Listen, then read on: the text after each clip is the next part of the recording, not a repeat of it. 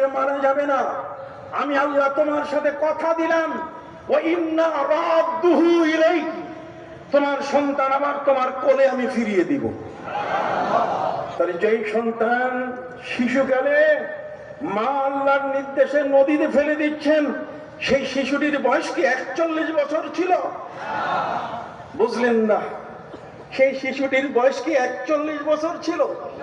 তোমরা যারা 40 বছর মাইনাস করো, নবীর জীবন থেকে 40 বছর তোমরা যারা কি দাও, বাদ দাও, তাহলে মুসা নবীর বয়স কি ওই সময় 41 বছর ছিল নাকি? হযরত মুসা আলাইহিস সালাম তিনি ছিলেন শিশু। কি ছিলেন? শিশু। আমার আল্লাহ বলেন, ওয়া ইন্না রাদ্দুহু ইলাইকি, আমি তোমার সন্তান তোমার কোলে পৌঁছে দিব। মা বলছেন, আল্লাহ আপনি পৌঁছে দিবেন আমি বিশ্বাস করি, কিন্তু প্রসেস আমি বুঝি না। ফেরাউনের ঘরে তার মেয়ে অসুস্থ, ওদিকে জ্যোতিষীরা গুনতে গুনতে বলা শুরু করেছে যে আজকের রাতে একটা শিশু ভেসে যাবে।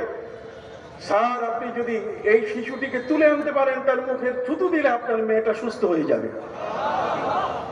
আমরান কানা মাফউলা, আল্লাহ কি চমৎকার কৌশলী।